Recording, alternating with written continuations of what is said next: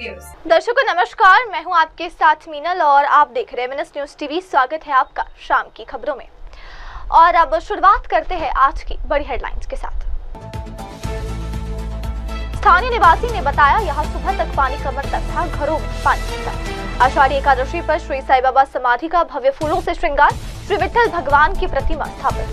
Major Dhyanchand stadium में fit India Sundays on cycle कार्यक्रम, पदक विजेता पहलवान हुए शामिल। और अब खबरें विस्तार के साथ। स्थानीय निवासी ने बताया कि आज सुबह तक पानी कमर तक था, लोगों ने घरों में पानी घुस गया। दरअसल एक स्थानीय निवासी ने जानकारी दी कि क्षेत्र में जल भराव की स्थिति बेहद गंभीर है।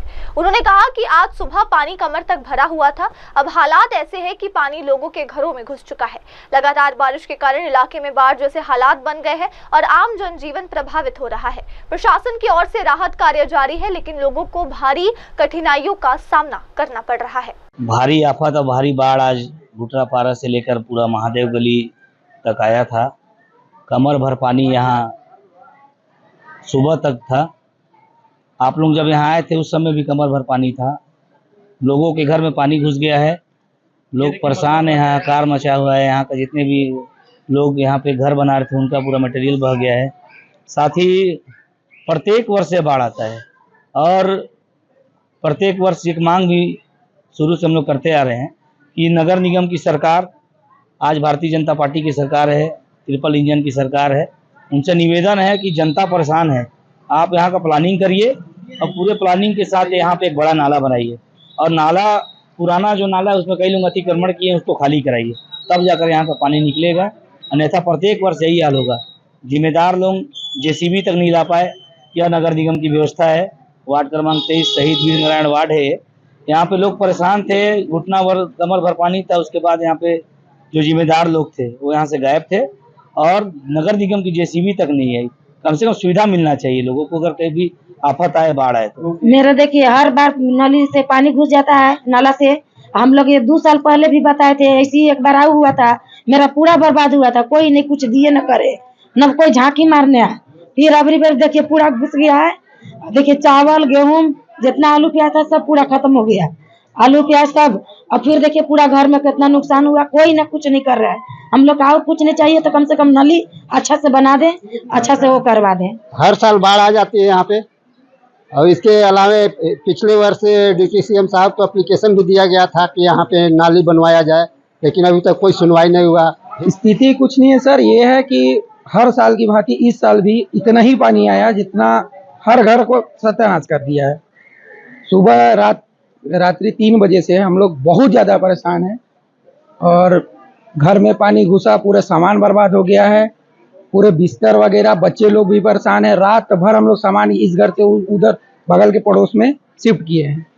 और मतलब यहाँ पे इतना हो जाता है हर साल सर कि आदमी क्या करे क्या ना करे समझ में नहीं आता है। सिर्फ बचाव करता है आदमी रात भर, और ये इस साल का ही नियम नहीं है, हर साल का नियम। और अब आइए देखते हैं अगली खबर। आषाढ़ी एकादशी पर श्री साई बाबा समाधि का भव्य फूलों से श्रृंगार, श्री विठ्ठल भगवान की प्रतिमा और फोटो की सजावट। आषाढ़ी एकादशी के पावन अवसर पर शिरडी स्थित श्री साई बाबा समाधि को सुंदर फूलों से सजाया गया। इस विशेष दिन की भक्ति और श्रद्धा और भी दिव्य रूप देते हुए समाधि पर श्री विठ्ठल भगवान की प्रतिमा और फोटो भी विशेष रूप से स्थापित की गई। श्रद्धालुओं की भारी भीड़ ने इस भव्य सजावट के दर्शन किए और भक्ति में लीन होकर पूजा अर्चना की। पूरे वातावरण में भक्ति और उल्लास का अद्भुत संगम देखने को मिला।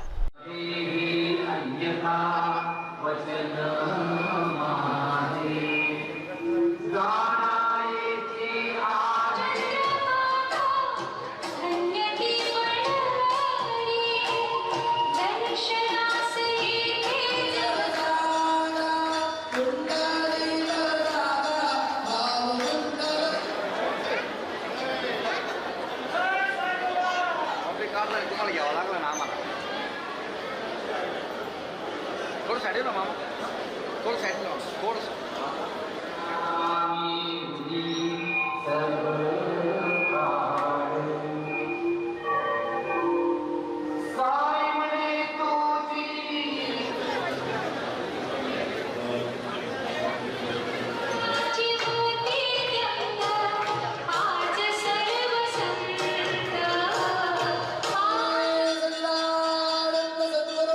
साई और अब अगली खबर। Fit India Sundays on cycle कार्यक्रम का आयोजन पदक विजेता पहलवान रही शामिल।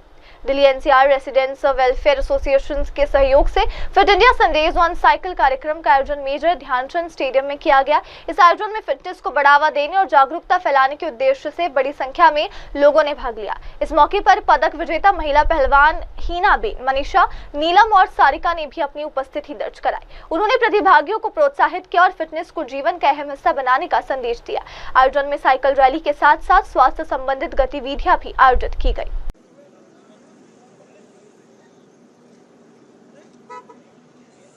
पूरा दिमाग लगा के बैठा है, इनके पीछे ही रहूंगा, इसकी हर एक फोटो में आऊंगा। ये आपको शेयर कर दी जाएगी, सब मिल जाएगी। हम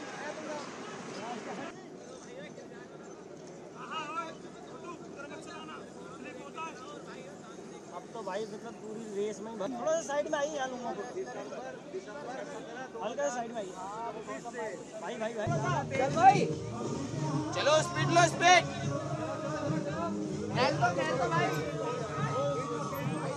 खींचो खींचो। एक मिनट डिवाइडर से आराम से डिवाइडर से।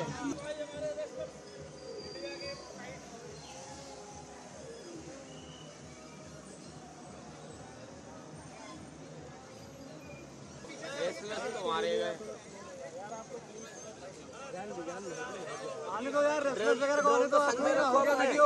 हां चलो साइड दे दो यार, आप लोग रेसलर्स वाले में जा।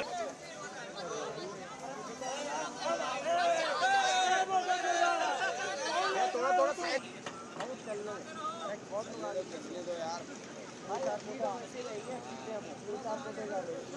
एक ही रील बनवा के चल रहे हो, तुझे ले लेगा भाई? नहीं, तुझे तो साथ देना चाहिए भाई। Thank you. कितनी रील बनवाओगे तुम दोनों? अच्छा वो साइड क्रॉस कर देना इसके। चलो चलो चलो चलो चल भाई, चल चल भाई भाई, चलो चलो वही है, ठीक है।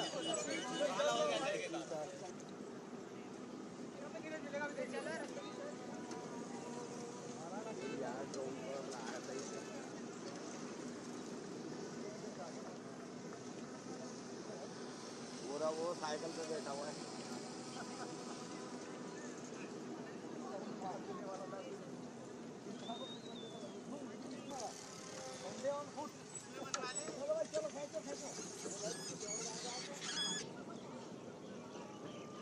भाई थोड़ा सा साइड होना चाहिए।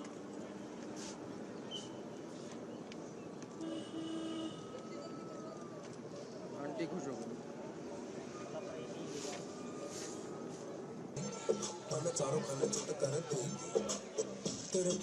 और अब बढ़ते अगली खबर की तरफ। श्यामा प्रसाद मुखर्जी की 125वीं जयंती पर सीएम रेखा गुप्ता का संबोधन। राष्ट्रवाद का पहला बीज बोने वाले थे डॉक्टर मुखर्जी। श्यामा प्रसाद मुखर्जी की 125वीं जयंती के अवसर पर आयोजित समारोह में मुख्यमंत्री रेखा गुप्ता ने उन्हें श्रद्धांजलि अर्पित करते हुए कहा कि अगर इस देश की धरती पर किसी ने राष्ट्रवाद का पहला बीज बोया तो वो डॉक्टर श्यामा प्रसाद मुखर्जी थे। उन्होंने राष्ट्र सर्वोपरि की भावना लोगों के दिलों में जगाई और देश के लिए समर्पण का मार्ग दिखाया। मुख्यमंत्री ने कहा कि डॉक्टर मुखर्जी का योगदान भारतीय राजनीति और एकता के लिए अमूल्य है। उनका बलिदान आने वाली पीढ़ियों को राष्ट्र हित में काम करने की प्रेरणा देता है। देश की भूमि में राष्ट्रवाद का पहला बीज यदि किसी ने बोया तो वो थे श्रीमान श्यामा प्रसाद मुखर्जी जी, जिन्होंने राष्ट्र प्रथम की भावना देश में डाली। जब तत्कालिक सरकारें देश के विरोध में ले रही थी, उस समय उस व्यक्ति ने केंद्र सरकार के मंत्री पद से इस्तीफा दे करके भारत की अखंडता की लड़ाई लड़ी। एक देश में दो विधान, दो प्रधान, दो संविधान नहीं चलेंगे। कश्मीर हमारा है, वो सारे का सारा है। ये कहने की ताकत रखने वाले, साहस रखने वाले आदरणीय श्यामा प्रसाद मुखर्जी जी की जन्म जयंती पे मैं पूरे देश को बहुत सारी शुभकामनाएं देती हूँ और यही कहना चाहूँगी कि उनके दिखाए हुए मार्गदर्शन पे चलते हुए देश की अखंडता के लिए, देश के आत्मनिर्भरता के लिए हम सब मिल करके और देश के स्वाभिमान के लिए मिलके काम करेंगे और तभी उनको सच्ची श्रद्धांजलि होगी। और अब अगली खबर। मुख्यमंत्री देवेंद्र फडणवीस बोले, ये वारी एक अलौकिक आनंद का अनुभव है जहां भक्त और भगवान एक हो जाते हैं। वारी उत्सव के अवसर पर मुख्यमंत्री देवेंद्र फडणवीस ने भावुक शब्दों में अपने अनुभव साझा करते हुए कहा कि ये वारी वास्तव में आनंद का एक दिव्य अनुभव है। इसमें भक्त और भगवान एक हो जाते हैं, वे एक दूसरे में लीन हो जाते हैं। ये वो स्थान है जहाँ भक्त और ईश्वर के बीच की सीमाएं मिट जाती है और उनकी ऊर्जा मिलकर एक नई शक्तिशाली शक्ति का निर्माण करती है। उन्होंने आगे कहा कि मैं यहाँ उस ऊर्जा को महसूस करने आया हूँ। यह अनुभव केवल भक्ति नहीं बल्कि आत्मिक एकता और शक्ति का भी प्रतीक है। मुख्यमंत्री की यह भावनात्मक अभिव्यक्ति उपस्थित श्रद्धालुओं को भी गहराई से छू गई। देखिए, ये जो वारी होती है ये एक बहुत ही आनंद का क्षण है। इसमें भक्त और भगवान ये एक दूसरे में लीन होते हैं। ये ऐसी जगह है जहाँ भक्त और भगवान अलग नहीं होते, दोनों की ऊर्जा एक साथ मिलती है और एक नई ऊर्जा तैयार होती है। उसी ऊर्जा की अनुभूति लेने के लिए मैं यहाँ पर आया और मुझे बहुत खुशी है कि मेरे परिवार के साथ और यहाँ पर जो हमारे वारकरियों में से ऐसे वारकरी चुने जाते हैं जिनको हम मानाचे वारकरी कहते हैं, उनके साथ में आज हमारे सभी साथियों को मिलकर ये पूजा करने का अवसर मिला। इस ऊर्जा को अपने आप में समाहित करने का अवसर मिला। और जहाँ तक विट्ठल भगवान का, पांडुरंग भगवान का सवाल है तो उनसे कुछ मांगना ही नहीं पड़ता, क्योंकि सबके मन की बात को वो जानते हैं। हम लोग तो ऐसे है कि वो हमारी माऊली है, उनके पास पहुँचते तो कुछ न कुछ मांग ही लेते हैं। इसलिए मैंने तो उनको यही मांगा है कि हमारा जो ये महाराष्ट्र है, इस महाराष्ट्र को और महाराष्ट्र के जन जन की उन्नति के लिए वे हमें शक्ति दे और सन्मार्ग पर चलने की शक्ति वो हमको दे। और विशेष रूप से हमारे जो किसान हैं, उन किसानों को अच्छी फसल हो, उनके जीवन में भी अच्छे दिन आए, उनके जीवन में भी परिवर्तन आए।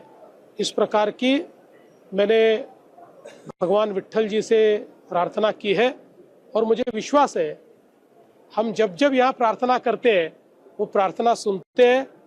इसीलिए हमारे सारे वारकरी किसान भाई यहाँ उनकी प्रार्थना के लिए आते हैं, तो प्रार्थना सुनेंगे, ऐसा मेरा विश्वास। और अब देखते हैं अगली खबर। मुख्यमंत्री रेखा गुप्ता का बयान, कश्मीर हमारा है और जो कुछ हमारा है वो सब हमारा है, ये भावना आज साकार हो रही। मुख्यमंत्री रेखा गुप्ता ने एक जनसभा को संबोधित करते हुए कहा कि कश्मीर हमारा है और जो कुछ हमारा है वो सब हमारा है। हमने ये नारा कई बार लगाया है और आज वो भावना साकार होती दिख रही है। जब हम चिनाब नदी पर बने विश्व के सबसे बड़े रेलवे पुल की बात करते हैं जो कश्मीर का गर्व है, तो मन में यही भाव आता है कि ये सब कुछ हमारा है।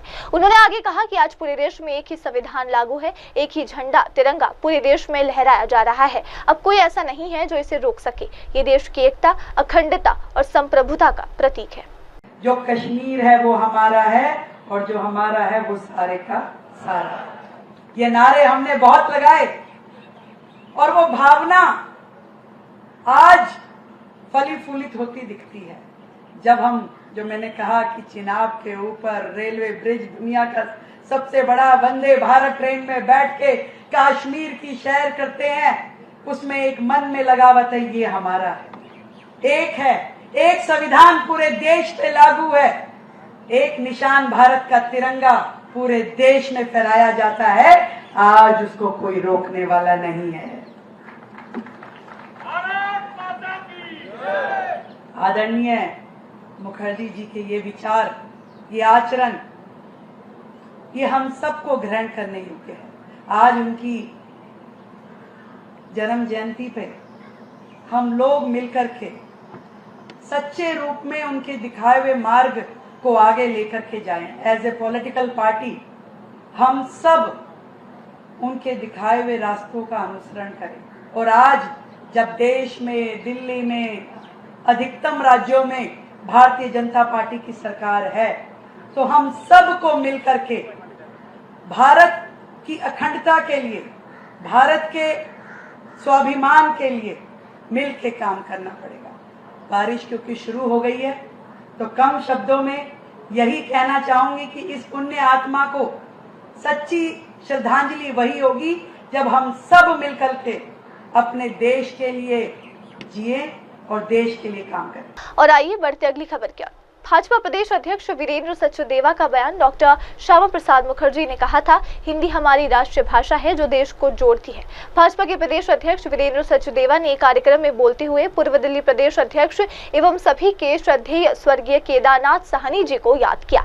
उन्होंने कहा कि केदारनाथ साहनी जी डॉक्टर श्यामा प्रसाद मुखर्जी के साथ 8 दिन तक रहे थे। उन्होंने अपने संस्मरणों में लिखा कि उस समय डॉक्टर मुखर्जी ने युवाओं के आग्रह पर जालंधर की एक यूनिवर्सिटी में भाषण देने का प्रस्ताव स्वीकार किया था। सचदेवा ने आगे बताया कि कुछ युवाओं ने डॉक्टर मुखर्जी से अंग्रेजी में भाषण देने का अनुरोध किया। बंगाल से आने वाले डॉक्टर मुखर्जी की हिंदी बहुत अच्छी नहीं थी, लेकिन उनकी अंग्रेजी अत्यंत प्रभावशाली थी। हमारी दिल्ली के पूर्व प्रदेश अध्यक्ष और हम सबके आदरणीय स्वर्गीय केदारनाथ साहनी जी उन 8 दिन उनके साथ थे। तो केदारनाथ साहनी जी ने अपने संस्मरण में लिखा है, उस समय डॉक्टर मुखर्जी ने जालंधर में एक यूनिवर्सिटी में वहां के युवाओं के आग्रह पर भाषण देना स्वीकार किया। तो उन युवाओं ने आग्रह किया कि डॉक्टर मुखर्जी आप अंग्रेजी में बोलिए।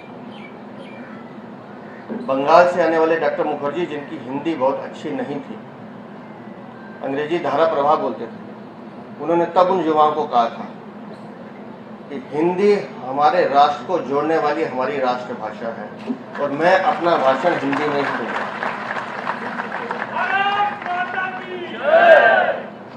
अब समझिए कि 1953 में एक संदेश डॉक्टर मुखर्जी दे रहे हैं और आज जब हम प्रांत में देखते हैं भाषा के नाम पर इस तरह की आवाजें उठती हैं, तो उन लोगों को भी डॉक्टर मुखर्जी को पढ़ना चाहिए। और मैंने बताया कि उनकी हिंदी बहुत अच्छी नहीं थी, लेकिन उनका जो पहला शब्द था जो उन्होंने उन युवाओं को कहा था कि हम आपका मंगल मांगता हूं, और वहां से उन्होंने शुरू किया। कश्मीर भारत का अभिन्न अंग है, इस विचार को लेकर लगातार जब तक वो संसद में रहे पंडित नेहरू से बात करते थे। तो उस समय मैंने कहा, जैसे केदारनाथ साहनी जी उनके साथ थे, तो साहनी जी ने पूछा उनसे कि आप तो कैबिनेट की मीटिंग में पंडित नेहरू प्रधानमंत्री थे, उनसे बात करते होंगे, दलीलें रखते होंगे जम्मू कश्मीर को लेकर, तो पंडित नेहरू क्या करते थे? तो डॉक्टर मुखर्जी ने बताया, पंडित नेहरू मेरी किसी भी बात का जवाब नहीं देते थे, सर झुका लेते थे, उनके कान लाल हो जाते थे, उनके आक्रोश को मैं देखता था, लेकिन वो एक शब्द नहीं बोलते थे। और कश्मीर को लेकर उनकी स्पष्ट नीति थी कि कश्मीर भारत का अभिन्न अंग है, उसमें 2 विधान 2 संविधान 2 निशान नहीं चलेंगे। और वो इस बात को ठोक के कहते थे। एक बात उन्होंने 1953 में पार्लियामेंट के अंदर कही है कि शेख अब्दुल्ला भारत के संविधान से डरते क्यों हैं? शेख अब्दुल्ला भारत के संविधान से डरते क्यों हैं? अरे हमको देखो, हमने तो प्रधानमंत्री भी कश्मीरी बनाया है, गृह मंत्री भी कैलाशनाथ काटजू कश्मीरी बनाया है, क्योंकि हमको हमारे संविधान की ताकत का पता है, लेकिन ये शेख अब्दुल्ला हमारे संविधान से डरता है। और अब देखते हैं अगली खबर। प्रधानमंत्री मोदी की ब्राजील यात्रा पर प्रवासी भारतीय ने कहा, निवेश को बढ़ावा देकर भारत को दी गई नई दिशा।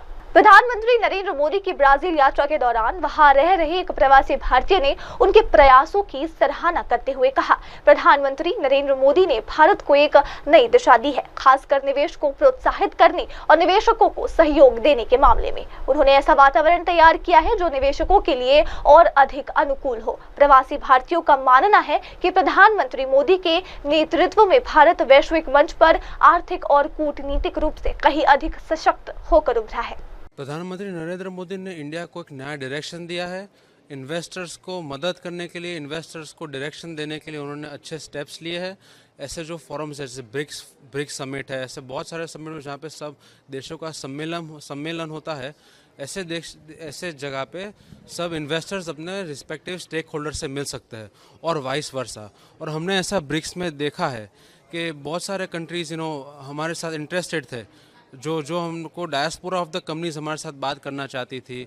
People were very interested, we could definitely see that. देखिए, हर देश का कल्चर अलग होता है, हर देश के लोग अलग होते हैं, तो हम कोई भी देश में हम इन्वेस्ट करें तो हमको उनके उनके उनके वे समझने होते हैं। वो रूल जो है वो आप कहाँ पे भी इन्वेस्ट करो, ब्राज़ील ना हो, बाकी कोई भी कंट्री है, वो रूल बहुत इंपॉर्टेंट है। हम ब्राज़ील में बिजनेस कर रहे हैं, सो एसेंशली हम India's largest exporter of dyes and speciality chemicals है और हमारा बहुत सारा मटेरियल यहाँ पे ब्राज़ील में यूज़ होता है। हम ब्राज़ील में ईयर्स एंड ईयर्स से बिज़नेस कर रहे हैं। एज लॉन्ग एज हमने नोटिस किया है कि आप जो कल्चर है, जो business culture, ways of doing business से आप जितना जल्दी उससे यूज टू हो जाए, एसेंशली ब्राज़ील या कोई भी कंट्री हो, उतना आप आगे जल्दी से बढ़ सकते हैं। और अब देखते हैं अगली खबर। प्रधानमंत्री मोदी की ब्राजील यात्रा पर मेघमणि और नॉक्सिक्स लिमिटेड के एमडी नटू एम पटेल का बयान कि भारत और ब्राजील की कृषि क्षेत्र में साझेदारी बेहद संभावनाओं से भरी। प्रधानमंत्री नरेंद्र मोदी की ब्राजील यात्रा के अवसर पर मेघमणि ऑर्गेनिक्स लिमिटेड के प्रबंध निदेशक और फिक्की गुजरात के उपाध्यक्ष नटू एम पटेल ने कहा कि भारत और ब्राजील के बीच समन्वय विशेष रूप से कृषि क्षेत्र में अत्यंत सराहनीय है। ब्राजील एक ऐसा देश है जिसकी कृषि उत्पादन क्षमता बहुत अधिक है। उनके कई फसलें प्रति हेक्टेयर उत्पादन के मामले में हमसे बेहतर है। उन्होंने आगे कहा कि इसके बावजूद, इतनी मजबूत कृषि उत्पादन क्षमता के बावजूद, ब्राजील बड़ी मात्रा में कृषि इनपुट जैसे उर्वरकों को आयात करता है। सिनर्जी ऐसी है कि आपको Brazil as a country output in agriculture बहुत अच्छा है। So many crop there per hectare output is better than us. On simultaneous way, they are importing everything, fertilizers, agri inputs they are importing, and we are operating here since last 10 years, and we have seen that the demand of agri input is increasing, agriculture area is expanding. Same thing in India. We are a agriculture based country, but we have a better things. We have better technology, in particularly in renewable and also for other things. Simultaneously, Brazil have a technology for ethanol, which is better than India. So it is what we can say. This is the best alliance between two countries. If we can exchange on a same platform, all these BRICS country is going to be benefited, and we as a FICCI, we take a lead that we came with the 45 member delegation, and we have seen that in last 2 days of our meet with the people are very eager to hear from Indian Prime Minister. Everybody is asking, where is your Prime Minister? And we are eagerly waiting today to welcome him in Brazil, and entire Brazil media, industry people, government peoples are waiting for him in another coming 2-3 days meeting at BRICS, which will help us to both the countries outcome will be for better, and for the next decade it takes to the very, very fast developing country. और अब अगली खबर। Brazil पहुंचने पर भारतीय समुदाय ने प्रधानमंत्री नरेंद्र मोदी का जोशपूर्ण और भव्य स्वागत किया। प्रधानमंत्री नरेंद्र मोदी के ब्राजील आगमन पर वहां बसे भारतीय समुदाय ने उनका गर्मजोशी से स्वागत किया। एयरपोर्ट से लेकर कार्यक्रम स्थल तक माहौल उत्सव जैसा रहा। लोगों ने तिरंगे के साथ पारंपरिक परिधानों में नारे लगाए और सांस्कृतिक प्रस्तुतियों के माध्यम से प्रधानमंत्री का स्वागत किया। समुदाय के लोगों ने पीएम मोदी के नेतृत्व की सराहना करते हुए कहा कि उनके आगमन से उन्हें गौरव और आत्मविश्वास की अनुभूति हुई है। ये स्वागत समारोह भारत और ब्राजील के बीच मजबूत होते संबंधों का प्रतीक बन गया है।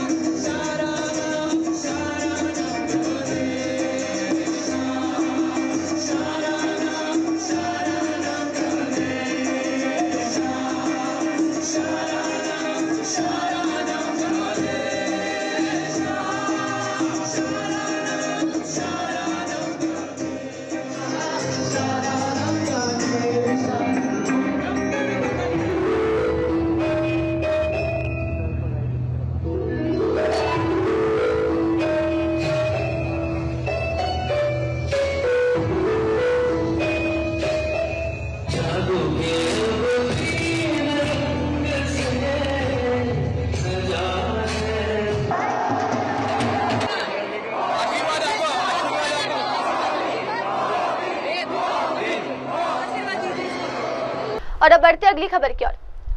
रातलाम के पैक्स मैनेजर अरविंद वात्स ने साझा किया अनुभव। सहकार संवाद कार्यक्रम में अमित शाह के संबोधन से प्रेरणा मिली। मध्य प्रदेश के रातलाम से आए पैक्स मैनेजर अरविंद वात्स ने बताया कि मैं मध्य प्रदेश से हूं और आज हमें केंद्रीय गृह मंत्री अमित शाह द्वारा संबोधित सहकार संवाद कार्यक्रम में आमंत्रित किया गया। ये कार्यक्रम उन लोगों के लिए आयोजित किया गया था जिन्होंने सहकारी क्षेत्र में सराहनीय कार्य किए हैं और जो दूसरे के लिए मार्गदर्शन बन सकते हैं। अरविंद ने कहा कि इस कार्यक्रम ने उन्हें और उनके जैसे कई सहकारी कार्यकर्ताओं को नई ऊर्जा और दिशा दी है। उन्होंने कहा कि ऐसे कार्यक्रमों से सहकारी संस्थाओं को मजबूती मिलती है और हम अपने क्षेत्र में बेहतर सेवा दे सकते हैं। All the head of the different Buddhist traditions, spiritual masters, invited guests, the Central Tibetan Administration leadership, all of those who are participating in this celebration from all around the world, hearty greetings from the Central Tibetan Administration on behalf of the Cabinet and personal self, very, very hearty greetings and congratulations to His Holiness for his 90th birthday. I will not spend much time I will not read the Kashak statements at all because we have very limited time. It is in the written format. It combines all the 4 statements that Kashak has made over the last year on His Holiness' 4 principal commitments. I can only say that if all of us who are present here and who follow His Holiness the Dalai Lama practices those principal commitments, then we can definitely make this world a better world to live in. So I will not deliberate much on the statement of the Kashak, but I would rather spend the remaining time to welcome all the guests who have come from different parts of the world. Before doing that, I must apologize to all those who may prefer to be personally, physically present here in the presence of His Holiness to celebrate. But unfortunately, as you can see, we have a very small place here in Dharamsala to fit in everybody. And this is also monsoon season, so we don't have the privilege of holding the event at a larger venue. So let me greet each of our honored guests who have made this ceremony more. और अब देखते हैं अगली खबर। तिब्बती आध्यात्मिक नेता Dalai llama के 90वें जन्मदिन समारोह का भव्य आयोजन। केंद्रीय मंत्री राजीव रंजन सिंह और किरण रिजिजू भी मौजूद। तिब्बती आध्यात्मिक नेता दलाई लामा के 90वें जन्मदिन के जश्न का आयोजन बड़े उत्साह के साथ चल रहा है। इस अवसर पर केंद्रीय मंत्री राजीव रंजन सिंह और किरण रिजिजू सहित कई गणमान्य व्यक्ति उपस्थित हैं। समारोह में दलाई लामा के जीवन और उनके योगदान को याद किया जा रहा है, साथ ही उनके आध्यात्मिक संदेशों को भी साझा किया जा रहा है। इस महत्वपूर्ण अवसर पर विभिन्न सांस्कृतिक प्रस्तुतियों और धार्मिक अनुष्ठानों का भी आयोजन किया गया, जो श्रद्धालुओं और उपस्थित लोगों को गहरे आध्यात्मिक अनुभव से जोड़ रहे हैं। देखिए, डॉक्टर श्यामा प्रसाद मुखर्जी जी का जीवन एक ऐसा जीवन है जो सबको पढ़ना चाहिए। उनका केंद्रीय मंत्रिमंडल से इस्तीफा देना और किन मुद्दों पर देना, उसमें धारा 370 कॉमन सिविल कोड और उसके बाद उनको लोकसभा में जीतकर और जिस प्रकार से पंडित नेहरू ने कहा कि मैं आपको कुशल दूंगा, तो उन्होंने कहा मैं आपके विचारों को कुचल दूंगा। डॉक्टर श्यामा प्रसाद मुखर्जी का जीवन जो है, बलिदान जो है, वो व्यर्थ नहीं जाने दिया देश के प्रधानमंत्री नरेंद्र मोदी जी ने, और धारा 370 हटाकर उन्होंने उनको सच्ची श्रद्धांजलि दी है। पूरे देश के अंदर भारतीय जनता पार्टी के राष्ट्रीय नेता, प्रधानमंत्री से लेकर सभी नेता एक पेड़ मां के नाम वृक्षारोपण का कार्यक्रम, लाखों पेड़ उनके लिए लगाने का काम कर रहे हैं। मैं अपनी ओर से, पार्टी की ओर से, अपने उत्तर पश्चिम लोकसभा की or say doctor Shyama Prasad Mukherjee के चरणों में नमन करता हूं। और हमें केवल बीजेपी को नहीं, अपितु देश के सभी राजनीतिक दलों को डॉक्टर श्यामा प्रसाद मुखर्जी की को पढ़ना चाहिए कि उनकी देश और राष्ट्र के लिए उनकी क्या सोच थी। महाराष्ट्र हो, तेलंगाना हो, जिस प्रकार से वह मराठी और तेलुगु की बात कर रहे हैं, हमें ध्यान कर लेना चाहिए हमारी मातृभाषा हिंदी है, तमिल उनकी भाषा है। आप तमिल को अपनाएं, महाराष्ट्र के लोग मराठी को अपनाएं, लेकिन हिंदी को आप रोक नहीं सकते, अपनी भाषा को थोप नहीं सकते। दिल्ली में रहने वाले, दिल्ली तो ऐसा शहर है दिल्ली जिसमें लाखों लोग अलग अलग विभिन्न भागों से, अलग अलग प्रांतों से आते हैं। वो हिंदी भी बोलते हैं, अंग्रेजी भी बोलते हैं, मराठी भी बोलते हैं, तेलुगु भी बोलते हैं, मलयालम बोलते हैं। सारी भाषाओं का सम्मान है। अगर हिंदी को जानबूझकर टारगेट किया जाएगा तो मुझे लगता है राष्ट्र का अपमान होगा। वे लोग देशद्रोही वाली हरकतें करने में लगे हैं। और अब बढ़ते अगली खबर की ओर। मुंबई में सुबह बारिश, मरीन ड्राइव से देखिए खूबसूरत दृश्य। दरअसल मुंबई में आज सुबह से लगातार बारिश हो रही है। मरीन ड्राइव का मनोरम नजारा बारिश की बूंदों से और भी मनमोहक दिखाई दे रहा है। गीली सड़कें, समुद्र की हलचल और उमड़ती घटाएं इस मौसम की ताजगी को बयां कर रही है। ये दृश्य मुंबई वासियों के लिए बारिश की मधुर शुरुआत का एहसास लेकर आया है।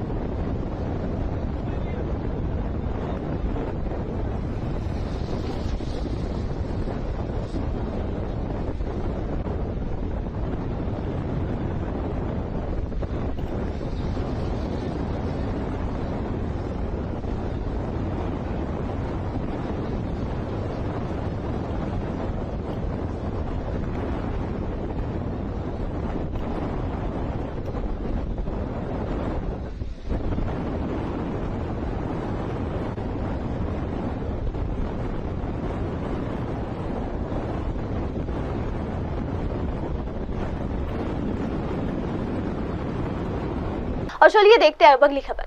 देवशयनी एकादशी के अवसर पर श्रद्धालु त्रिवेणी संगम में आस्था से लगाते हुए पूजा और स्नान। देवशयनी एकादशी के पावन पर्व पर श्रद्धालुओं ने त्रिवेणी संगम में पहुंचकर विधिवत पूजा अर्चना की और पवित्र जल में स्नान कर आशीर्वाद प्राप्त किया। ये पावन दिन धार्मिक आस्था और आध्यात्मिक शुद्धि का प्रतीक माना जाता है। संगम के किनारे भक्तों ने भगवान की भक्ति में लीन होकर अपने मन की शांति और मोक्ष की कामना की। इस अवसर पर संगम का वातावरण अत्यंत श्रद्धा और भक्तिमय रहा।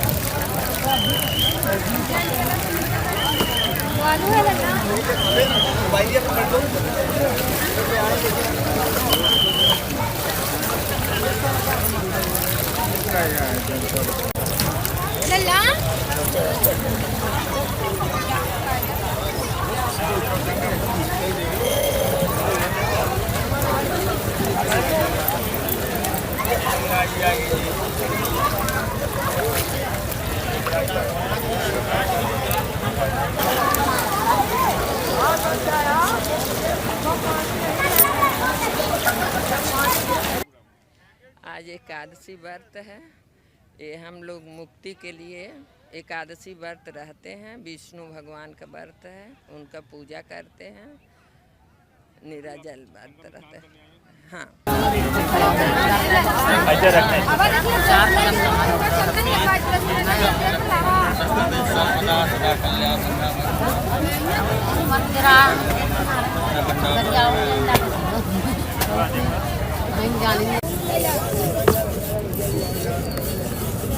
वो दिन समय ऐसा रहा, बहुत तेज पानी बढ़ रहा, बहुत तेज पानी बढ़ रहा। उस जो पानी बढ़ रहा था ये हमारी सनातन धर्म के अंतर्गत आज विष्णुस्वयनी एकादशी का पर्व है और इस पर्व के अंतर्गत जो साधु संत या और भी जो ऋषि मुनि पढ़े लिखे महात्मा या जो गृहस्थ के लोग हैं वो 4 महीना एक जगह निवास करते हैं, भगवान विशेष पूजा पाठ करते हैं, उसका फल उन्हें मिलता ही है।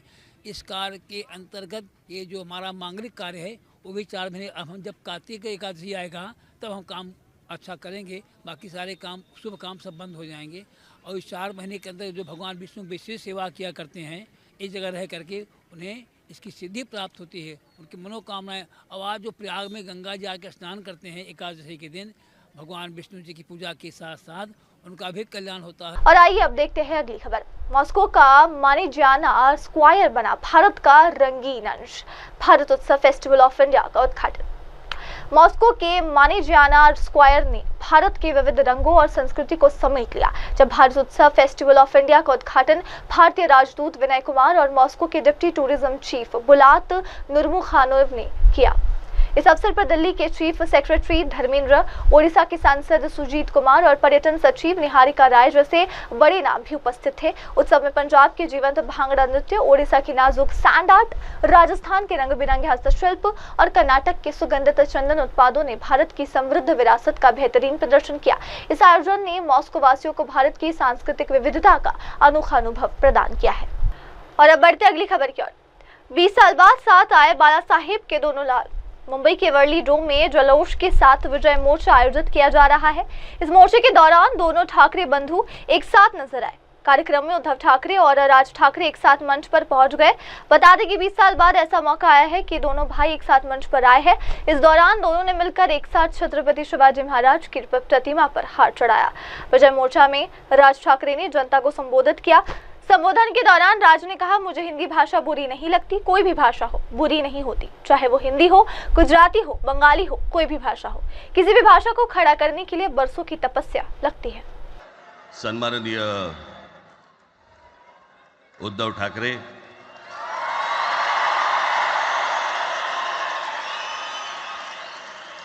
आणि माझ्या जमलेल्या सर्व तमाम मराठी बांधवांनो, भगिनींनो आणि मातांनो,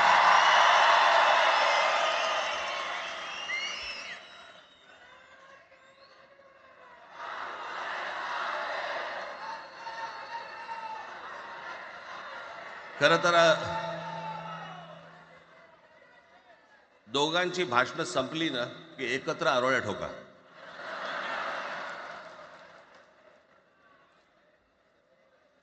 खरं तर आज मोर्चा निघायला पाहिजे होता.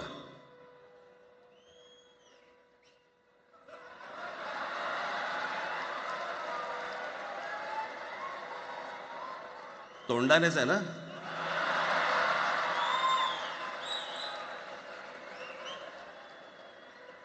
बस बस मोर्चा खरं तर निघायला पाहिजे होता.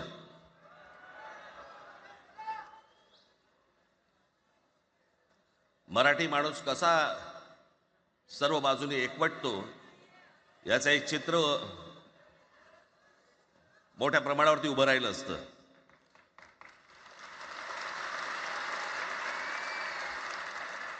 पण नुसत्या मोर्चाच्या चर्चेनेच माघार घ्यावी लागली.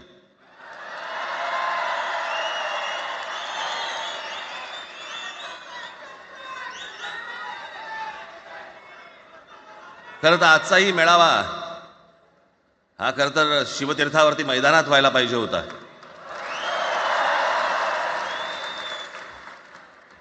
मैदान ओसंडून वाहिलं असतं अख्खं.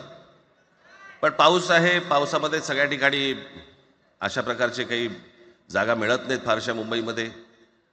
आणि म्हणून आज तुम्हाला सर्वांना इथे यावं लागलं. मी बाहेर जे उभे आहेत त्यांची मी दिलगिरी व्यक्त करतो की त्यांना आतमध्ये येता नाही आलं. परंतु आता काही स्क्रीनवरती आठवा.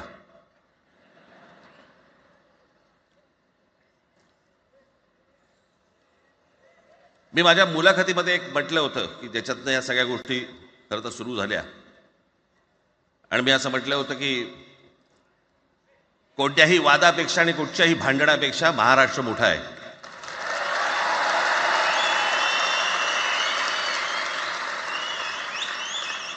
आज जवळपास 20 वर्षानंतर मी आणि उद्धव आम्ही एका व्यासपीठावरती आज येतो आहोत.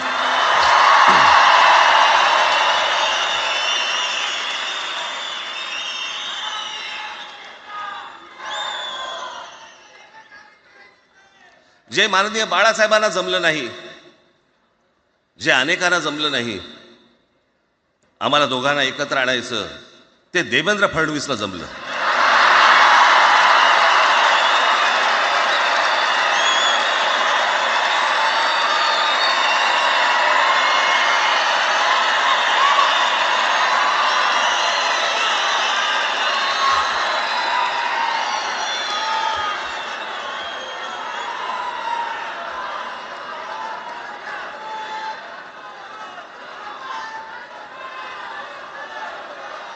आता बऱ्याच सगळे चॅनल्सचे सगळे कॅमेरे तिकडे लागले, इकडे लागले, इकडे लागलेत. आता संध्याकाळी सगळं सुरू होईल. आता काय वाटतं, काय दोघांची बॉडी लँग्वेज कशी होती? कोणी कमी हसलं का, कोणी जास्ती हसलं का, कोणी बोलतायत का? आपल्याकडे मूळ विषय सोडून इतर गोष्टींमध्येच फार रस असतो अनेकांना. खरं तर आजचा हा मेळावा, मोर्चालाही तीच घोषणा होती, आजच्या मेळाव्यालाही तीच घोषणा आहे की कुठचाही झेंडा नाही, मराठी हाच अजेंडा.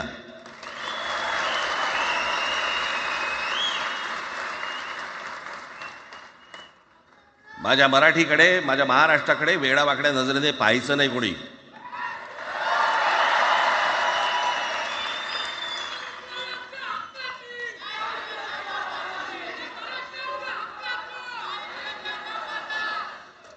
ठरलं ना आपलं, सगळ्यात शेवटी द्यायच्या घोषणा. बसा, शांत बसा. खरं तर हा प्रश्नच अनाठाई होता, काही गरजच नव्हती. हे कुठून अचानक हिंदीचं आलं मला काही कळलं नाही. मला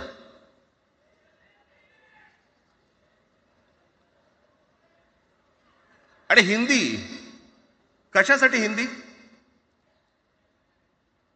कोणासाठी? हिंदी त्या लहान लहान मुलांवरती जबरदस्ती करताय तुम्ही.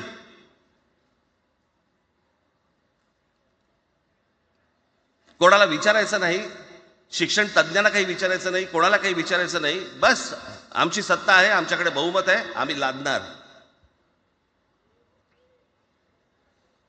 तुमच्या हातात सत्ता असेल ती विधान भवनात,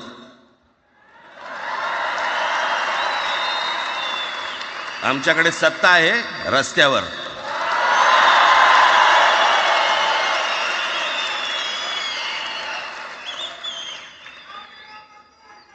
एक पत्र लिहिलं, 2 पत्र लिहिली, नंतर ते दादा भुसे माझ्याकडे आले. मला म्हणाले की आम्ही काय म्हणतो एवढं समजून तर घ्या, एवढं काय म्हणतो एवढं ऐकून तर घ्या. म्हटलं दादा तुम्हाला एक गोष्ट सांगतो, तुम्ही काय सांगता ते ऐकून घेईन पण ऐकणार नाही.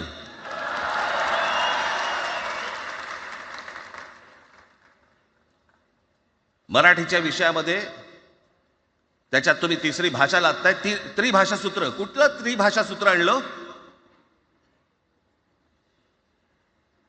त्रिभाषा सूत्र ज्या वेळेला आलं ते फक्त सेंट्रल गव्हर्नमेंट आणि राज्य सरकार, केंद्र सरकार आणि राज्य सरकार यांच्यामधल्या दुव्यासाठी म्हणून हे त्रिभाषा सूत्र फक्त आणलं. आज कोर्टातही नाही, तुम्ही हायकोर्टात जा, सुप्रीम कोर्टात जा, इंग्रजीमध्ये सगळ्या गोष्टी होतात. कुठे आहे त्रिभाषा सूत्र? मग मला सांगायला लागले म्हणे केंद्रीय शिक्षण धोरणामध्ये, त्या धोरणातही नाही केंद्राच्या शिक्षण धोरणात, इतर कोणत्या राज्यातही नाही.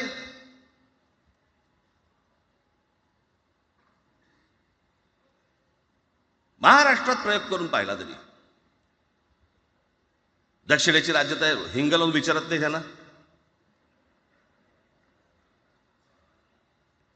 पण महाराष्ट्र ज्या वेळेला पेटून उठतो त्यावेळेला काय घडतं आणि काय होतं हे आज राज्यकर्त्यांना समजलं असेल. त्याशिवाय का माघार घेतली?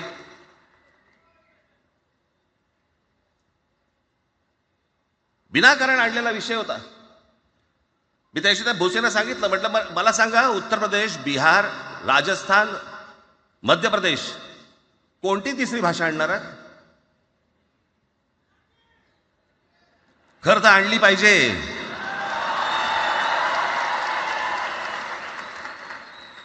एक गंमत बघा, हिंदी भाषिक राज्य आहेत ती आर्थिकदृष्ट्या मागास, आणि हिंदी न बोलणारी जी राज्य आहेत ती आर्थिकदृष्ट्या प्रगत, आणि वर आम्ही हिंदी शिकायचं. यांना हिंदीतून राज्य नाही सांभाळता आली, यांना राज्यांचा विकास नाही करता आला. जे हिंदी बोलत नाहीत त्या राज्यांमध्ये, हिंदी बोलत असलेल्या राज्यांमधनं नोकरी धंद्यासाठी लोक इकडे येत आहेत आणि हे म्हणतात हिंदी शिका. कोणासाठी शिकायचं? 5वी नंतर काय हिंदी चित्रपट सृष्टीमध्ये जाणार आहेत पोरगा? कोणासाठी शिकायचं? हिंदी भाषेबद्दल मला वाईट नाही वाटत. भाषा कोणतीही श्रेष्ठच असते, उत्तमच असते. मग ती मराठी असेल, गुजराती असेल, तामिळ असेल, पंजाबी असेल, बंगाली असेल, हिंदी असेल, अजून कुठचीही असेल. एक भाषा उभी करायला खूप प्रचंड तपश्चर्या लागते, खूप लोकांची मेहनत असते. एक लिपी उभी करायला खूप प्रचंड ताकद लागते.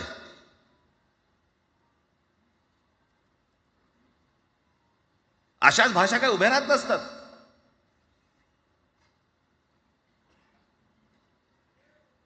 आणि हे भाषेचं नवीन कुठून आणलं? त्या दिवशी ते अमित शहा म्हणाले ज्याला इंग्रजी येतं त्याला पुढे म्हणे लाज वाटेल, म्हणे मला इंग्रजी येतं. अरे तुम्हाला नाही येत?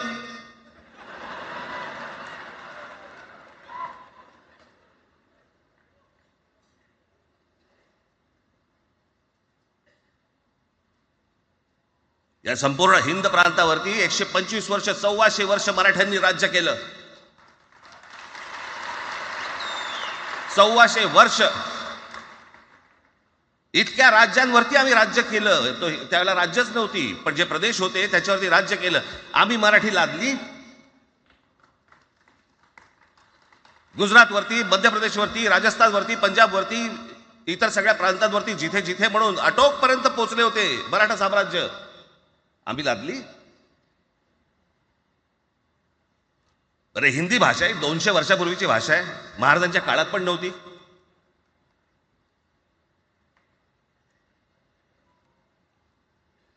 कशासाठी आणि कोणासाठी आणि काय करायचे नेमकं?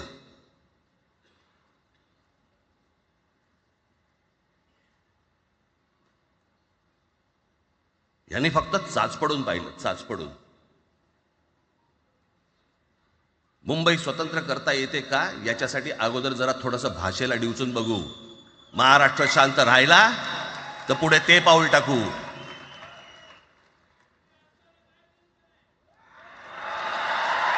कोणाची माय व्हॅली आहे त्यांनी महाराष्ट्राला हात घालून दाखवावा, मुंबईला हात घालून दाखवावा.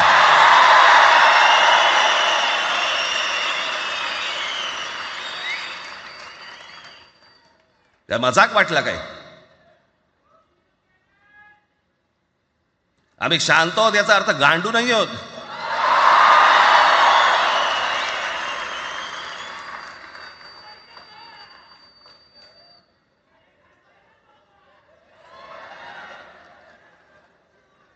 काही अंगावरती लादायचा प्रयत्न करतात आणि मग आता माघार घेतली ना,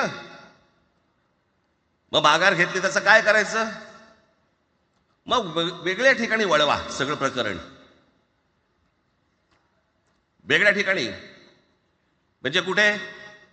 ठाकरेंची मुलं इंग्रजी मीडियम मध्ये शिकली, बरं मग पुढे?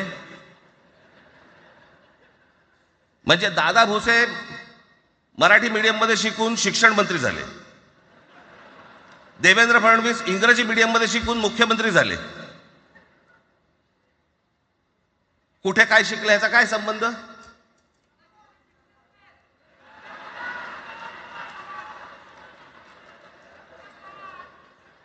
अहो कोणाकोणाची मुलं इथे परदेशामध्ये शिकतायत, याद्या आहेत आमच्याकडे. त्याचं काय करणार आहात तुम्ही? आणि त्याच्यातल्या त्याच्यात मंत्रिमंडळातल्या एक एक मंत्र्याचं हिंदी आहे का? फेफरं येईल, फेफरं.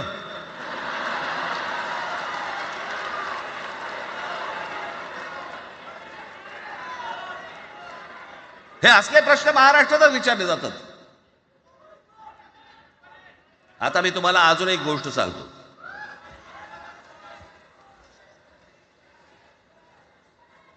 आम्ही मराठी मीडियम मध्ये शिकलो, हो शिकलो. आमची मुलं इंग्रजी मीडियममध्ये शिकली, हो शिकली. मग याच्यावरती तुम्ही प्रश्न काय उपस्थित केला, ह्यांना मराठीचा पुळका कसा, हे इंग्रजी मीडियममध्ये टाकतात. बरं,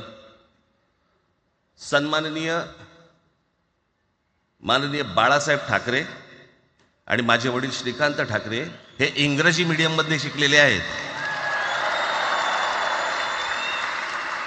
या दोघांवरती तुम्ही मराठीबद्दल शंका घेऊ शकता का?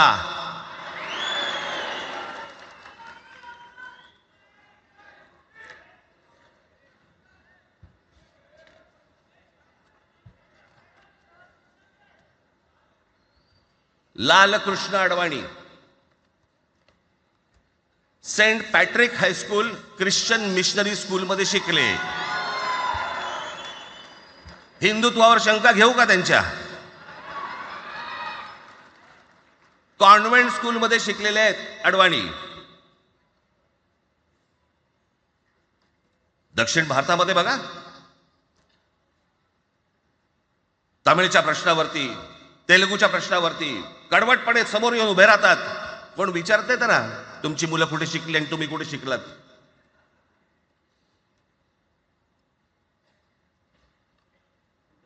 उद्या मी हिब्रू भाषेत शिकीन आणि मराठीपणाचा कडवट अभिमान बाळगीन. काय प्रॉब्लेम आहे?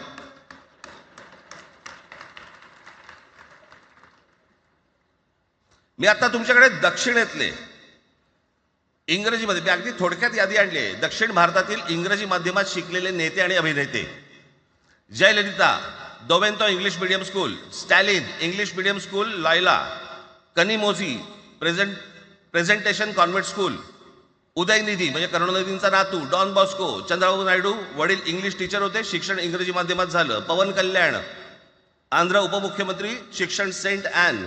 नारा लोकेश NTRचा नातू चंद्रबाबूंचा मुलगा, Stanford school. Kamal Haasan Santhome high school. अभिनेता विक्रम मॉटफोर्ड स्कूल. अभिनेता Suriya English medium. AR Rahman आधी पद्मशेषाद्री बालभवन आणि नंतर मद्रास कृष्णगिरी हायस्कूल. परवा दिवशीचा एक प्रसंग सांगतो. एका व्यासपीठावरती तामिळनाडूमध्ये AR रहमान व्यासपीठावरती उभे होते, काहीतरी कार्यक्रम होता. त्या बाई तामिळमध्ये बोलत होत्या. अचानक ती बाई हिंदीत बोलायला लागली. त्याच्यावरती रहमानने तिच्याकडे असं बघितलं, बोलला हिंदी, आणि व्यासपीठावरनं खाली उतरला.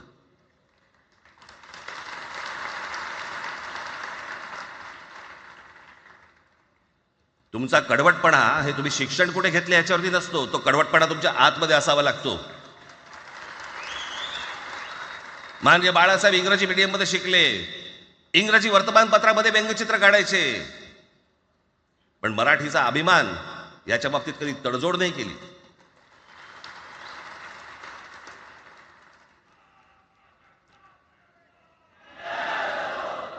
म्हणे एक भाषा म्हणे सगळ्यांनाच बांधून ठेवते. कुठची एक भाषा?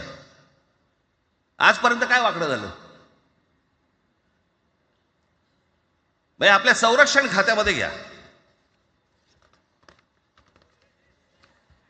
आपल्या संरक्षण खात्यामध्ये जेवढी रेजिमेंट्स आहेत, मी फक्त तुम्हाला नावं वाचून दाखवतो. मद्रास रेजिमेंट आहे, राजपुताना रायफल्स आहे, राजपूत रेजिमेंट आहे, डोगरा रेजिमेंट आहे, सीख रेजिमेंट आहे, जाट रेजिमेंट आहे, पॅराशूट रेजिमेंट आहे, पंजाब रेजिमेंट आहे, ग्रेनेडियर्स आहेत, सीख लाईट इन्फंट्री आहे, मराठा लाईट इन्फंट्री आहे, गढवाल रायफल्स आहे, कुमाऊ रेजिमेंट आहे, आसाम रेजिमेंट आहे, बिहार रेजिमेंट आहे, महार रेजिमेंट आहे, जम्मू काश्मीर रायफल्स आहे, जम्मू आणि काश्मीर लाईट इन्फंट्री आहे, नागा रेजिमेंट आहे, गोरखा रायफल्स आहे, गोरखा रायफल्स आहे, त्याच्यानंतर तुमचं लडाख स्काउट्स आहे, अरुणाचल स्काउट्स आहे, सिक्कीम स्काउट्स आहे. इतक्या राज्यांच्या आज आपल्या संरक्षण खात्यामध्ये लोक आहेत आणि इतक्या रेजिमेंट्स आहेत. शत्रू दिसला की एकत्र तुटून पडतात ना. भाषेचा प्रश्न येतो कुठे?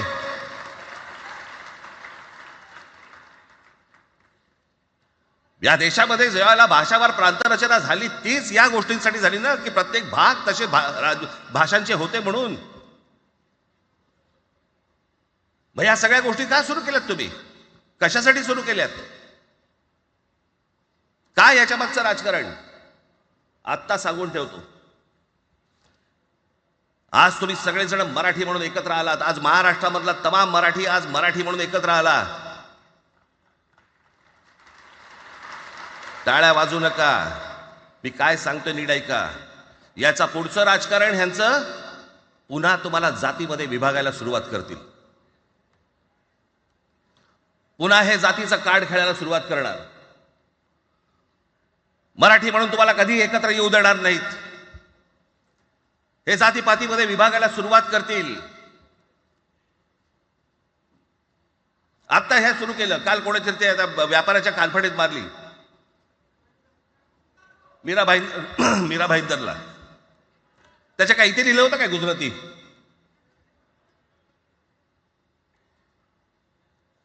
पण एवढंही आपल्याकडे काही जे चॅनलमध्ये मराठी नाही इतर चॅनलमध्ये हिंदी आणि याच्यात गुजराती माणसाला मारला.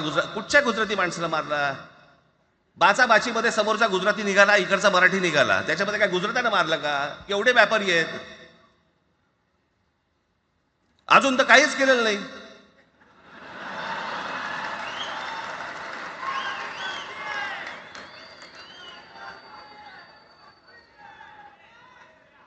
अर्थात त्यांना मराठी आली पाहिजे याच्याबद्दल वाद नाही. विनाकारण उठसूट काय मारामारी करायची गरज नाही आणि मारायची गरज नाही.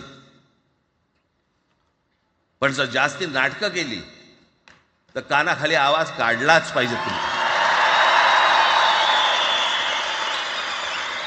पण चूक त्यांची असली पाहिजे. आणि एका गोष्टीचं लक्षात ठेवा, अशी कधी गोष्ट कराल त्याचे व्हिडिओ काढू नका.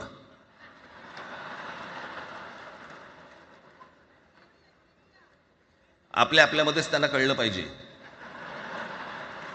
कळलं का? मारणारा कधी सांगत नसतो, मार खाणारा सांगत असतो मला मारला म्हणून. त्यांना सांगू देत.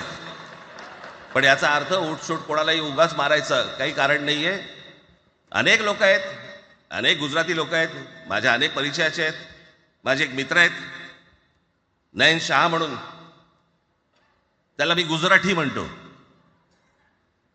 तुमचा विश्वास बसणार नाही इतकं अप्रतिम मराठी तर बोलतोच, विनोदाचंही अंग आहे. आणि शिवाजी पार्क मैदानामध्ये फिरताना कानाला हेडफोन लावून पु ल देशपांडे ऐकणारा गुजराती आहे.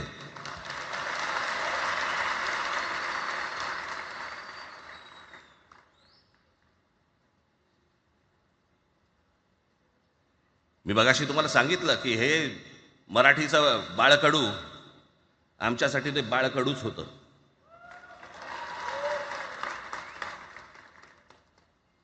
मी मागे एक प्रसंग सांगितला होता, आज मुद्दामून तो प्रसंग सांगतो आपल्याला की हे आमच्या धमन्यांमध्ये आलं कुठून. मी एवढा महाराष्ट्रासाठी मराठीसाठी कडवट का झालो. लहानपणापासूनचे अनेक प्रसंग आहेत माननीय बाळासाहेबांबरोबरचे, पण मी एक प्रसंग कधीही विसरणार नाही. आणि तो 1999 सालचा आहे. त्या 1999 साली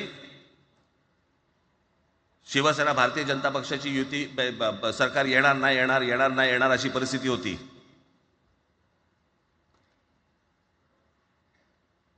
पवार साहेब त्यावेळेला त्यांनी राष्ट्रवादी काँग्रेस पक्ष स्थापन केला होता. वेगवेगळे लढले होते. आणि मग सगळ्या त्या वादामध्ये, शिवसेना भारतीय जनता पक्षाच्या त्या वादामध्ये काहीच होईना. दिवसामागून दिवस चाललेत परंतु काही होईना. एके दिवशी मी मातोश्रीला खाली बसलो होतो, दुपारची वेळ होती. अचानक 2 गाड्या लागल्या. साधारणपणे 3:30-4 वगैरे वाजले असतील. ते जरा वेळेला नाव विसरतो मी, पुण्याचं कोणतो जावडेकर, प्रकाश जावडेकर आणि काही मंडळी आली. मला म्हणाले राज बाळासाहेबांना अर्जंट भेटायचंय.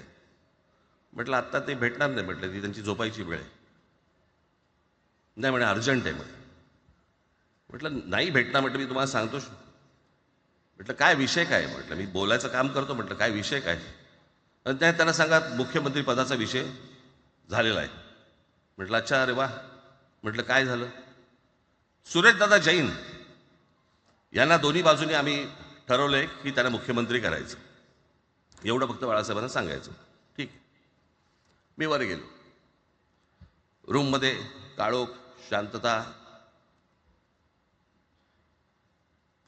आम्ही अरे तुरेमध्ये बोलायचो म्हणून मी हाक मारली. म्हटलं हे काका गाढ झोपले होते. म्हटलं काका उठ, ए काका उठ. बघितलं माझ्याकडे. काय रे? म्हटलं नाही ती सगळे खाली जावडेकर वगैरे सगळी मंडळी आली आहेत. म्हटलं बरं मग नाही ते म्हणतात ते मुख्यमंत्रीपदाचा विषय झाला आहे म्हणून. म्हटलं बघ ते मला काय झालं? ते म्हणाले सुरेशदादा जैन यांना मुख्यमंत्रीपदासाठी दोन्ही जणांनी सांगितलं की करायचं म्हणून. असं माझ्याकडे बघितलं त्यांनी. त्यांना जाऊन सांग महाराष्ट्राचा मुख्यमंत्री मराठीच होईल, दुसरा कोणी होणार नाही.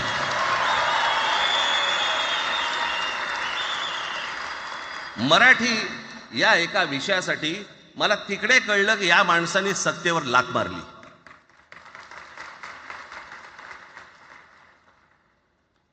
हे संस्कार ज्या पोरावरती झाले असतील तो मराठीसाठी तडजोड करेल काय? बाकी सगळ्या युत्या आघाड्या सगळ्या कुठच्याही गोष्टी होत राहतील. महाराष्ट्र मराठी, मराठी माणूस, मराठी भाषा याच्यावर तडजोड होणार नाही, कोणत्याही परिस्थितीत होणार नाही. याच्या पुढे देखील तुम्ही सर्वांनी सावध असणं पण गरजेचं आहे आणि सतर्क असणं पण तेवढंच गरजेचं आहे.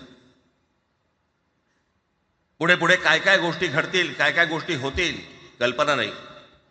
परंतु मला असं वाटतं की ही मराठीसाठीची एकजूट ही कायम राहावी आणि महाराष्ट्रामध्ये सन्माननीय माननीय बाळासाहेबांचं जे स्वप्न होतं ते पुन्हा साकारावं अशी एक आशा, अपेक्षा आणि इच्छा व्यक्त करतो आणि आपल्या सर्वांची मी रजा घेतो. धन्यवाद. जय हिंद, जय महाराष्ट्र. धन्यवाद राजसाहेब. मला हे सांगा, आपल्या सगळ्यांपेक्षा आज जास्त आनंदी कोण झालं असतं? आपल्या सगळ्यांपेक्षा आज जास्त आनंदी कोण झालं असतं? ज्यांनी मराठी माणसाला उभं केलं ते हिंदू हृदय सम्राट माननीय बाळासाहेब.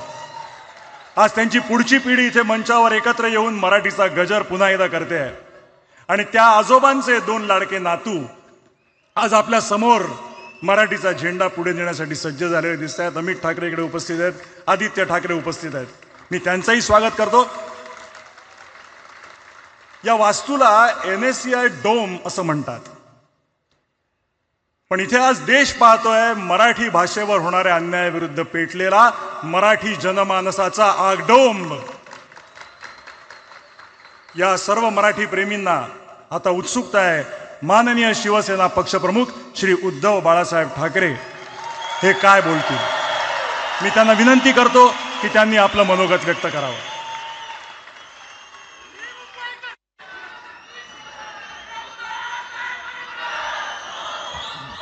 बातम्या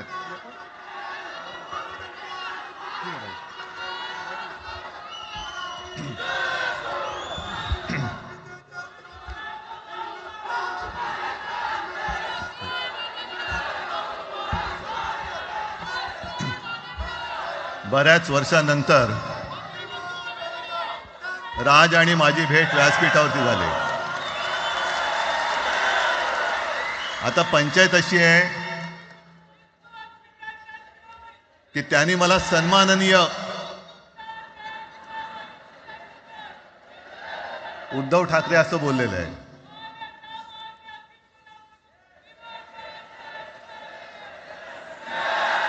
ठीक आहे. आणि साहजिकच आहे की त्याचंही कर्तृत्व आपण सर्वांनी पाहिलेलं आहे.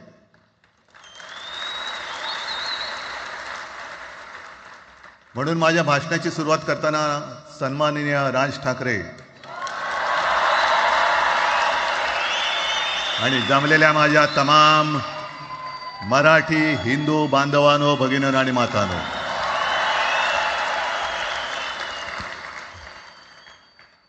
अप्रतिम मांडणी राजनी केलेली आहे.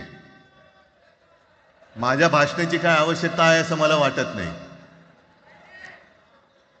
कारण आजच्या कार्यक्रमाची घोषणा झाल्यानंतर साहजिकच आहे सगळ्यांचं लक्ष हे आज भाषणाकडे आहे. पण वैयक्तिक मला असं वाटतं की आज आमच्या भाषणांपेक्षा आमचं एकत्र दिसणं हे महत्त्वाचं आहे. सर्वप्रथम मी इकडे समोर सगळेजण बसलेत. ज्यांनी ज्यांनी मराठी भाषेसाठी पक्षभेद विसरून एक मराठी माणसाची वज्रमूठ दाखवली, त्या सगळ्यांना धन्यवाद देतोय. दीपक पवार पण त्याच्यात आहेत, सगळेच आहेत. मुणगेकर साहेब आहेत, सुप्रियाताई आहेत, सगळेच आहेत. कोणाकोणीची नाही. महादेवराव बसले. महादेवराव आपल्याला सुद्धा बऱ्याच वर्षांनी पाहिलं. काय वेळेला काय जानकर बी अनजान होते, असं होतं. पण एक गोष्ट नक्की की आमच्या दोघांमध्ये जो काही अंतरपाठ होता तो आनाजी पंतांनी दूर केला.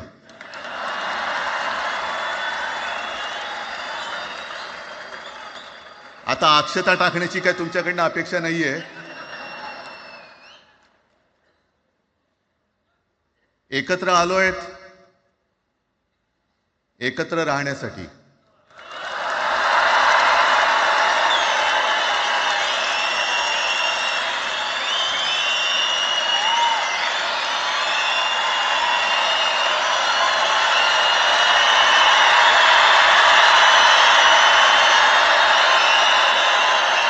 आणि मला कल्पना आहे,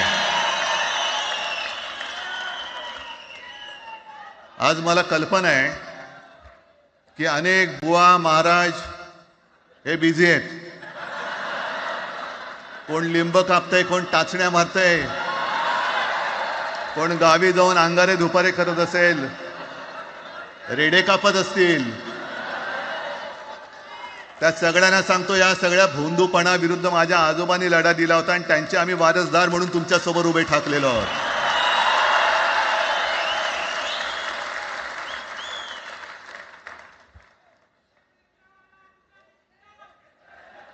नाही, हे सगळं आपणच करून ठेवलेलं आहे.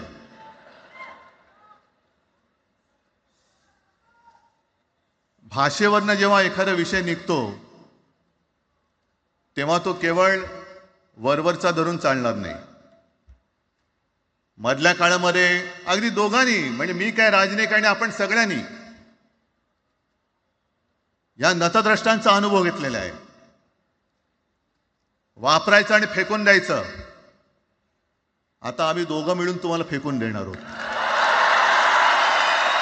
आजपर्यंत वापर करून घेतलात.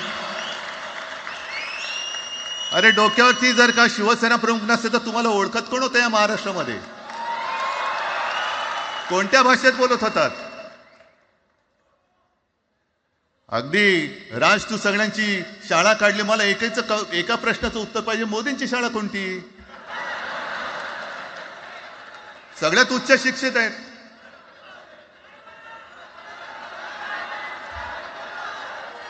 पण हे जे काय यांची मध्यंतर मी बोललो ना, भाजप ही अफवांची फॅक्टरी आहे.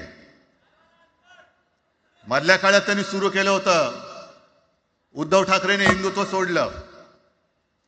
हिंदुत्व ही कोणत्याही भाषेची मक्तेदारी नाही. आम्ही अस्सल मराठी बोलणारे तुमच्याही पेक्षा जास्त कडवट कट्टर देशाभिमानी हिंदू आहोत. तुम्ही काय आम्हाला हिंदुत्व शिकवताय? अरे 92-93 साली जेव्हा जे काय घडलं, देशद्रोही मातले होते, तेव्हा मुंबईतल्या अमराठी लोकांना सुद्धा हिंदू म्हणून माझ्या शिवसैनिकांनी, शिवसेना प्रमुखांच्या शिवसैनिकांनी व मराठी माणसांनी वाचवलेलं आहे. आणि देवेंद्र फडणवीस आज जे बोललेत, बातमी आले सगळीकडे, मी इकडे बातम्या आणल्यात. भाषेच्या नावाखाली गुंडगिरी सहन केली जाणार नाही. जर महाराष्ट्रामध्ये मराठी माणूस न्याय मागण्यासाठी आंदोलन करत असेल आणि त्याला जर का तुम्ही गुंड म्हणत असाल तर आम्ही गुंड आहोत. आम्ही गुंड. न्याय मागणं म्हणजे गुंडगिरी नाहीये. आणि जर का गुंडगिरी केल्याशिवाय तुमच्या दरबारी न्याय मिळत नसेल तर आम्ही गुंडगिरी करूच.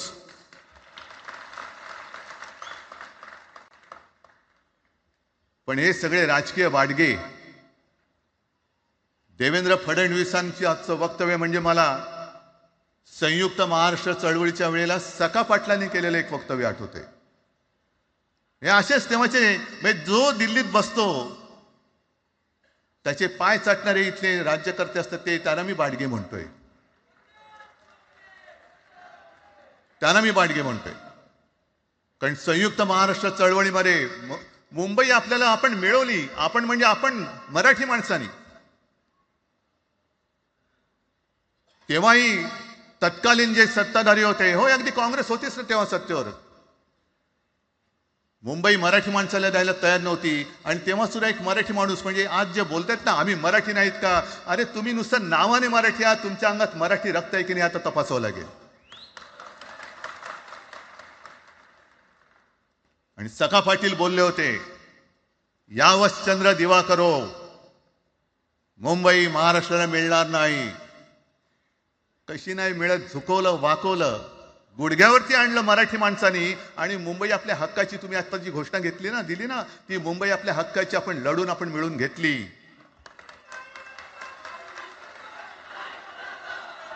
कशासाठी हा सगळा तुम्ही घोळ घालतात. पण याच्या मागे मी जे माझ्या डोक्यात जो एक विचार आहे, पटतं की नाही बघा. हे यांचं सध्या जे काय चालू आहे, म्हणजे आधी आपल्याला सुद्धा वाटलं होतं. कारण तेव्हा काश्मीरमध्ये 370 कलम होतं, ते हटवण्यासाठी शिवसेनेने पाठिंबा दिला. आणि तेव्हा यांनी घोषणा दिली होती, एक निशाण, एक प्रधान, एक विधान. बरोबर आहे, देश एक असला पाहिजे, संविधान एक असलं पाहिजे, निशाण सुद्धा एकच, तो आपला तिरंगा असला पाहिजे. भाजपचं भांडी पुसायचं फडकं असतं कामा नये. ते फडकं म्हणजे आमचा राष्ट्रध्वज नाहीये. पण ते सगळं चाललंय एक एक एक एक. त्याच्यानंतर आता नवीन एक तुमनं काढलं, 1 नेशन 1 इलेक्शन. म्हणजे हळुवारपणाने हे सगळं काही एक एक एक करत, हिंदी, हिंदू, हिंदुस्तान, हिंदू आणि हिंदुस्तान मान्य आहे, पण हिंदीची सक्ती आम्हाला मान्य नाही. तुम्ही कितीही कमिट्या करा, हिंदीची सक्ती तुमचे 7 पिढ्या उतरल्या तरी आम्ही लावू देत नाही.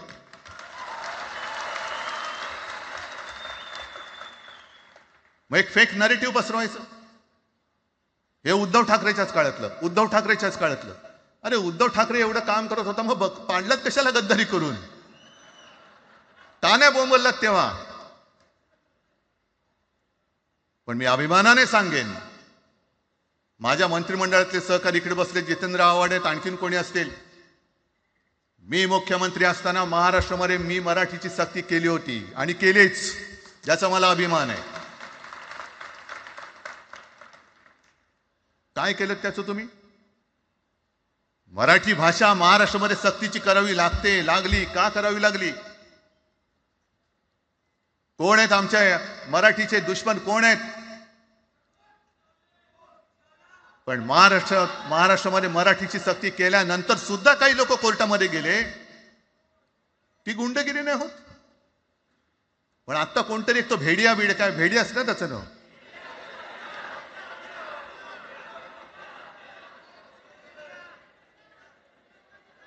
ही यांची सगळी पिलावळ आहे. तोडा फोडा आणि राज्य करा. आपण ज्या काही गोष्टी केल्या होत्या, हे म्हणतात म्हणे शिवसेनेने आजपर्यंत काय केलं. शिवसेना म्हणजे आता राज, मी तुला माझ्या सोबतच घेतो, कारण आपण तेव्हा एकत्रच होतो, आता सुद्धा पुढे एकत्र चाललेलो आहोत. त्याच्यामुळे आपलं सगळं तेव्हाच म्हणतोय, आपला एवढ्या वर्षाचा कालखंड. मराठी माणूस म्हणे मुंबई बाहेर नेला.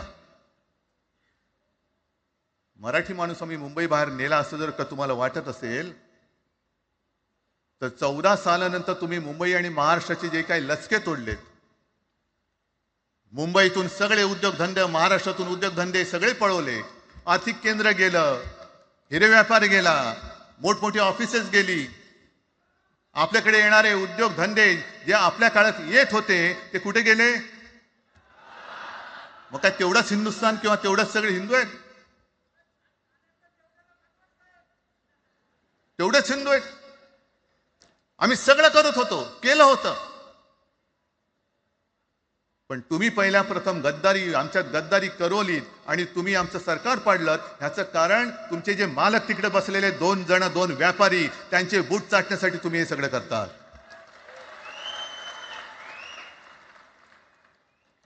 हे इतक्या वर्षाचं सगळं सहन करत करत करत आपण आलो, आपल्या डोळ्यात देखत सगळे लचके तोडले जात आहेत, आपल्या दोघांनाही भांडवलं जात आहे आणि नतद्रष्ट आपल्या डोक्यावरती बसतायत. किती काळ सहन करायचंय? प्रत्येक वेळेला काही झालं की भांडाभांडी लावायची. आता सुद्धा तेच होणार. म्हणजे आम्ही एकत्र येणार, आल्यानंतर निवडणुकीपर्यंत एकत्र राहतील का? सत्ता प्राप्ती, काही जण म्हणतात की यांचा मराठीचा नाही, महापालिकेचा आहे. अरे नुसता महापालिकेचा नाही, तर आमच्या महाराष्ट्राचा आहे. आम्ही महाराष्ट्र सुद्धा काबीज करू.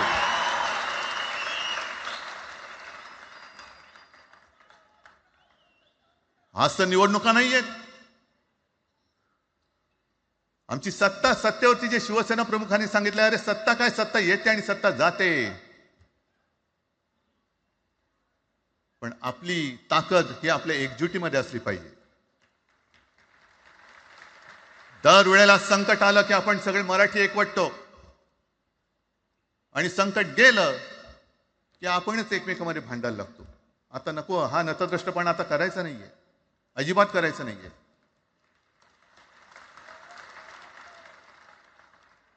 कारण गेल्या विधानसभेत त्यांनी जे काय केलं, बटेंगे तो कटेंगे. आपल्याला काय वाटलं होतं की हिंदू मुसलमानांमध्ये करतायत. हिंदू मुसलमान तर केलंच, पण त्यांनी खास करून केलं ते मराठीतर मध्ये केलं. म्हणजे यांची नीती आहे ती अशीच आहे जे गुजरातमध्ये त्यांनी केलं. गुजरातमध्ये गेल्या निवडणुकीत एक असा माहोल होता, मला वाटतं मोदी तेव्हा का त्यांच्या नंतर असेल, माहित नाही मला, लक्षात नाही. वातावरण असं पेटलं होतं गुजरातमध्ये की बस आता पटेल याला आपटेल. पण त्यांनी काय केलं बरोबर? पटेलांना भडकवलं, पटेलांना वेगळं केलं आणि पटेल तर सगळं एकत्र केलं. हरियाणामध्ये पण तेच केलं. जाट लोकांना भडकवलं, जाट लोक एकत्र झाले, त्यानं वेगळं केलं आणि जाटे तर सगळा जो काही समाज होता तो एकत्र करून तिकडे सत्ता प्राप्त केली. महाराष्ट्रामध्ये तेच केलं. मराठ्यांना उचकवलं आणि मराठी तर सगळा एकत्र केला. बटेंगे तो कटेंगे ही भीती त्यांच्यामध्ये निर्माण केली की बघा ते एकत्र झालेत, तुम्ही जर का फुटलात तर ते तुमच्या डोक्यावर बसतील. झाले एकत्र. मराठी माणूस मराठी माणसाची भांडला आणि दिल्लीचे गुलाम आपल्या डोक्यावरती राज्य करायला लागले.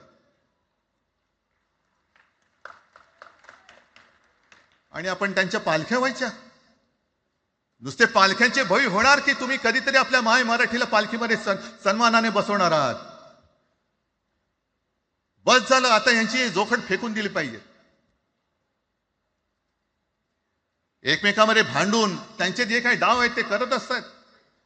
मी पेपरमध्ये बघितलं, काल बघितलं, आज बघितलं. आमचे पंतप्रधान जगभर फिरतायत. काय तो मोठा पट्टा घातलाय, स्टार ऑफ घाना. कुठे आला घाना देश? इकडे घाण आणि तिकडे घाना, स्टार ऑफ घाना. पण एका बाजूला मोदींचा फोटो आणि दुसऱ्या बाजूला माझ्या महाराष्ट्रामधला शेतकरी कर्जबाजारी झालाय, त्याला बैल सुद्धा तर पोचवत नाही, बैल मिळत नाही, म्हणून त्या नांगराचं जोखड घेऊन तो शेती करतोय. मग एका बाजूला हा शेतकरी, त्याच्या खांद्यावरती गळ्यामध्ये ते नांगराचं जोखड आहे आणि तिकडे आमचे पंतप्रधान स्टार ऑफ घाना. लाज वाटली पाहिजे, लाज, खरोखर लाज वाटली पाहिजे. आणि आजच पेपरमध्ये बातमी आले, 2 बातम्या आल्या की लाडक्या बहिणीचं पोर्टल आता बंद, नव्याने नोंदणी होणार नाही. बसा बोंबलत आता. आणि त्याही पेक्षा सगळ्यात भयानक गोष्ट म्हणजे संपूर्ण देशामध्ये सगळ्यात जास्त कर्जबाजारी शेतकरी कुठे असतील तर ते आपल्या महाराष्ट्रामध्ये आहेत. महाराष्ट्र आता थांबणार नाही, कर्ज काढतच राहणार. आणि ही यांची जी काही खेळी आहे, आपापसात भांडवायचं. मी एक साधी गोष्ट केली होती. जितेंद्र, तुम्हाला माहिती असेल, आपण तिकडे चौपाटीला, जिकडे बिर्ला मातोश्री बिर्ला क्रीडा केंद्र काय आहे, मराठी रंगभूमीचं दालन, मराठी रंगभूमीचा इतिहास सांगणारं दालन, त्याची निर्मिती करण्याचे सगळे आदेश वगैरे राज्य सगळं झालं. आराखडा मंजूर केला मी. आणि 2-3 महिन्यापूर्वी बातमी आली की तो आराखडा यांनी केराच्या टोपलीत टाकला, ती जागा यांच्या मालकाच्या मित्राच्या घशात टाकतात. हा मराठीचा तुमचा अभिमान? मराठी भाषा भवनाची त्याचं भूमिपूजन मी केलं होतं. माझ्या सोबत अजित पवार होते उपमुख्यमंत्री. कुठे गेलं मराठी भाषा भवन? कुठे गेलं मराठी भूमीचं रंगभूमीचं दालन? का तुम्ही आमची मराठी मारतात? का तुम्ही आमच्यावरती सक्ती करता आहात? अनेकदा सांगितलं की आम्ही कोणत्याही भाषेच्या विरोधात नाही आहोत, पण जर आमच्यावरती सक्ती करण्याचा प्रयत्न केला तर आमची शक्ती काय ती एकदा तुम्हाला अशी दाखवू की पुन्हा तुम्ही कधी डोकं वर नाही काढणार, पुन्हा डोकं वर काढणार नाही. या सगळ्या गोष्टींकडे आपण आज एकत्र आलेलो आहोत. पुन्हा आपल्यामध्ये काड्या घालण्याचे उद्योग होतील, कारण त्यांचा धंदाच तो आहे. एकतर कुठे मी नेहमी सांगतो, कोणाच्याही लग्नामध्ये भाजपवाल्यानं बोलवू नका. येतील मस्त श्रीखंड बासुंदी पोळ्या बिळ्या खातील आणि त्याला नवरा बायकोत भांडण लावून दुसऱ्या लग्नात जेवायला जातील. बरं एवढं केलं तरी बरं, नाही तर त्या पोरीलाच पळून घेऊन जातील, कारण ह्यांचं स्वतःच असं काहीच नाहीये. कोणत्याही लढ्यामध्ये कधी भाजपा नव्हता. अगदी संयुक्त महाराष्ट्राच्या चळवळीमध्ये सुद्धा भाजप हा सगळ्यात शेवटी आला आणि 57ची निवडणूक झाल्यानंतर सगळ्यात पहिल्यांदा बाहेर पडला. हे जनसंघ, तेव्हा त्यांचा जो राजकीय नाव होतं जनसंघ, यांच्याकडनं आम्ही देशाभिमान शिकायचा, यांच्याकडनं आम्ही महाराष्ट्राचा अभिमान शिकायचा. आणि आम्ही आपापसात भांडून ह्यांना सगळं काही बहाल करून टाकायचं, या सगळं विकून टाका, सगळा सत्यानाश करून टाका. अरे आपली मुंबईच्या शिंदड्या उडवल्या जात आहेत. अख्खी मुंबई कोणाच्या घशात घालतायत? कोणाच्या? बघत बसायचं सगळं. म्हणजे आज सगळ्यात जास्त जर कोणी जमिनीचा मालक मुंबईमध्ये असेल तो यांच्या मालकाचा मित्र आहे, अदानी. कोणाची जागा? कोणी रक्त सांडलं? कोणी रक्त सांडलं? कोणी? ते हुतात्मा स्मारकाला वंदन करताना सुद्धा आपल्याला लाज वाटली पाहिजे. अरे त्यांनी तर रक्त सांडलं, बलिदान केलं, पण त्यांनी रक्त सांडून मिळून गेलेली मुंबई जर का आपण राखू शकणार नसू तर आपल्याला लाज वाटली पाहिजे, शरम वाटलं पाहिजे. म्हणून त्या रक्ताची शपथ घेऊन मुंबई आणि मराठीच्या रक्षणासाठी आपल्याला उभं राहायला पाहिजे. ठीक आहे, असतील, होते मत, पटली होती, पटले नसतील, पण याच्या पुढे मराठी आणि महाराष्ट्र धर्माचं रक्षण करणं. आमचा हनुमान चालीसाला विरोध नाहीये, पण मारुती स्तोत्र आम्हाला का विसरायला लावताय? मारुती स्तोत्र आहे ना, भीमरूपी महारुद्रा. आमचा जय श्रीरामला विरोध नाहीये, पण भेटल्या म्हटल्यानंतर राम राम हे म्हणणारे आम्हीच मराठी. हे तुम्ही आता जय श्रीरामची घोषणा द्यायला लागलात, पण जय जय रघुवीर समर्थ सांगणारे समर्थ रामदास त्यावेळेला आमचे होऊन गेले. त्यांनी आम्हाला पहिल्यांदा रामाची भक्ती शिकवली. त्याच्यामुळे यांचा काही आगा नाही, पिछा नाही. राजकारणातले हे व्यापारी आहेत, वापरा आणि फेका. तो एक गद्दार काल एक बोललाय, जय गुजरात.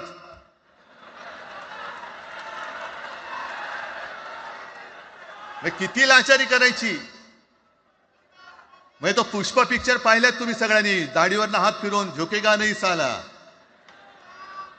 तसे हे गद्दार म्हणतात, उठेगा नाही साला, कुछ भी बोलो उठेगा ही नाही. अरे कसा उठणार? आहे का तुझ्याकडे उठण्यासारखं? म्हणजे विचार मी म्हणतोय,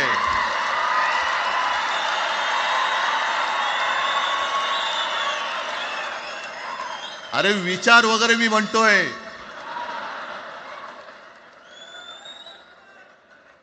हिंदी भाषेच्या सक्तीला विरोध न करणारा बाळासाहेबांच्या विचाराचा पाईक असू शकेल? आपला मालक आला म्हणून त्याच्यासमोर जय गुजरात म्हणणारा आपल्या बाळासाहेबांच्या विचाराचा पाईक असू शकेल? मग आता जे मला वाटतं कुठल्या एबीपीचं होतं ना, उघडा डोळे बघा नीट. डोळे उघडलेत? कारण आत्ता जर का डोळे उघडले नाही तर पुन्हा कधी उघडण्याची वेळ येणार नाही, कायमचे मिटून जातील. आत्ताच डोळे उघडा, आत्ताच जागे व्हा. आणि आत्ता आलेली जाग जर का जाणार असेल तर मग मात्र स्वतःला मराठी आईची मुलं म्हणू नका, अजिबात म्हणू नका. आणि शिवसेना प्रमुखांनी जे काही शिकवलं, एक तर कोणावर अन्याय करू नका, पण तुमच्या अंगावर जर का कोणी हात उगारला तो हात जागेवरती ठेवू नका.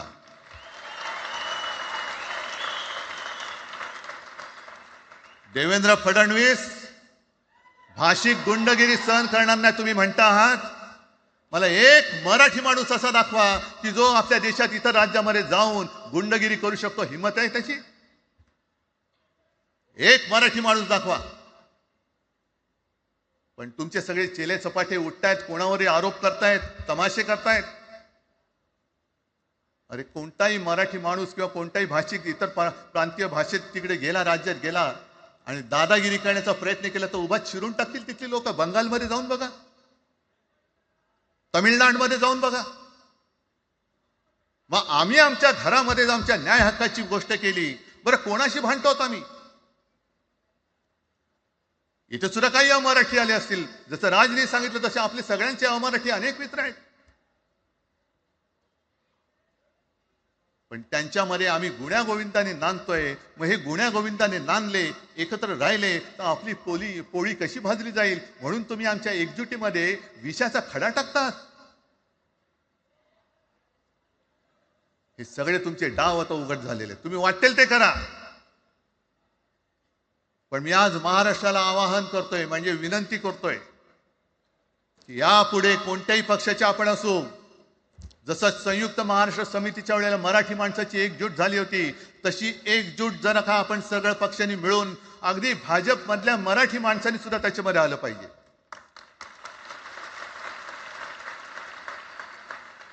का नाही यायचं? ज्या राज्यामध्ये राहता, ज्या मातीमध्ये तुम्ही जन्माला आला, ज्या आईच्या पोटी जन्म घेतलात, तिचे उघड उघड जर का हे धिंडोडे काढणार असतील आणि आपण आपले पक्षीय भेदाभेद घेऊन त्यांना पायघड्या घालणार असू, तर असं शंडाचं जीवन जगण्यापेक्षा मेलेलं बरं. महाराष्ट्र हा शूरांचा आहे, वीरांचा आहे, दगडांचा आहे, पण यांच्यासारखा धोंड्यांचा नाहीये. ही आपण आता एक शपथ घेतली पाहिजे. घेताय तुम्ही? घेतलेत की एकजूट केवळ आमचा कार्यक्रम. मी राजला परवा फोन केला, अरे जसं काय आपल्या पिक्चरचा प्रीमियर होता असं सगळेजण विचारतात आज कसं येऊ. हा प्रीमियर असेल, पण आजपासून सुरुवात झालेली आहे. आजपासून सुरुवात झालेली आहे. एक तर आम्ही कोणाशी दादागिरी करणार नाही, पण कोणी दादागिरी केली तर आम्ही ती सहनही करणार नाही. शिवसेना प्रमुखांनी तेव्हा जे सांगितलं होतं तेच परत एकदा सांगतोय. मराठा मराठेतर, ब्राह्मण ब्राह्मणेतर, 96 कोळी 92 कोळी, स्पृश्य अस्पृश्य, घाटी कोकणी, हे सर्व भेदाभेद गाडून मराठी माणसाची भक्कम एकजूट बांधा.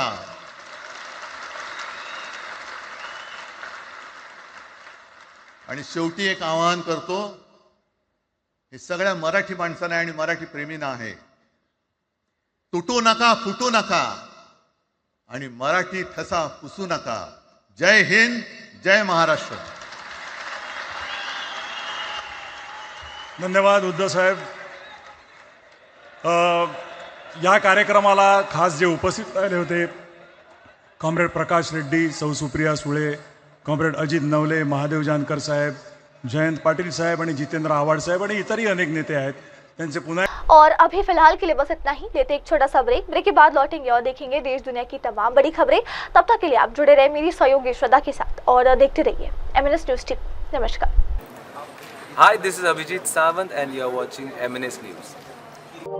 आप देख रहे हैं